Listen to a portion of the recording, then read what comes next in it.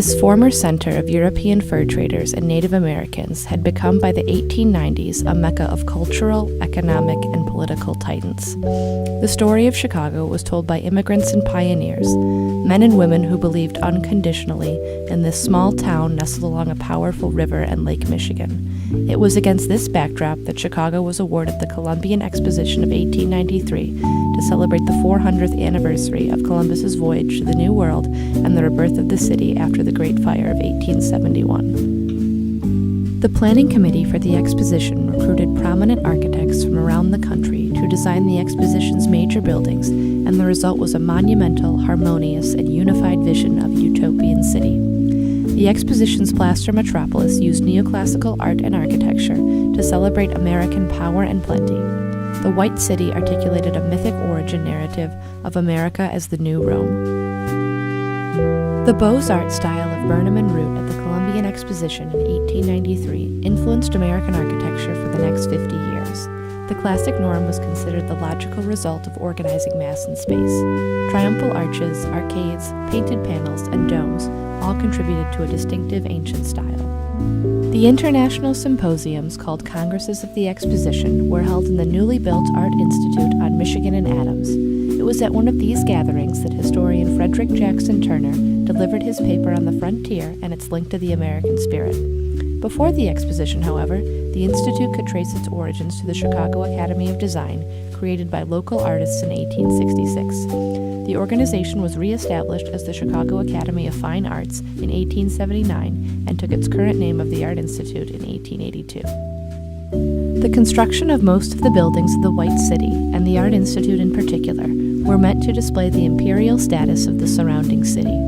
The porticos flanked by symmetrical wings, friezes copied from the Parthenon, a triangular pediment with acroteria and statues of the goddesses on both the northern and southern facades, connect Chicago to Rome.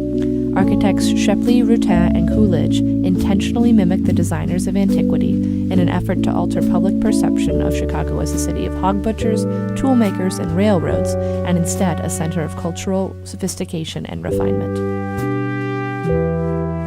Forming a border along the top of the museum's exterior are the inscribed names of influential artists such as Donatello, Rembrandt, Leonardo da Vinci, and Brunelleschi. This mimics a practice of Italian patrons who would etch their names into the monuments they commissioned. The friezes underneath the artists' names are copies of designs from the Parthenon in Athens.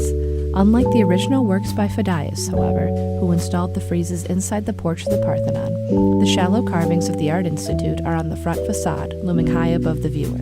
The scene depicted is a procession of the citizens of Athens on the birthday of Athena, patron goddess of Athens. Men on horseback would wind their way through the city until they reached her temple, where they would sacrifice an animal in her honor. Greeting visitors as they shuffle up the museum steps are bucranium, or ox skulls, carved into the banisters of the Art Institute. The horns of the skull are decorated, indicating that what's shown is the skull of a sacrificial victim. The ox died, and the owner of the ox gave up his or her property as a gift to the gods as part of a celebration. For the trustees, the Art Institute would offset Chicago's materialism and improve its cultural image. Due to fierce friends of the arts such as Helen Birch Bartlett and Frederick Clay Bartlett, and titans of Chicago philanthropy like Martin Ryerson and Bertha Palmer, the Art Institute received some of the best pieces of post-impressionist and School of Paris work in the world. After the death of his second wife, Helen Birch, in 1926, Frederick Clay Bartlett donated their collection of 24 paintings by masters such as Matisse, Cézanne, Van Gogh, Gauguin, and Seurat. That the first collection of works by post-impressionist and first-generation modern artists was on display in Chicago rather than New York spoke volumes to the advancement of the city as a cultural mecca. Today, the Art Institute holds over 300,000 pieces in its ever-growing collection and displays art from a variety of genres, including Asian, modern, and Byzantine. The adage, "to the victors belong the spoils," is as true in war as it is in art.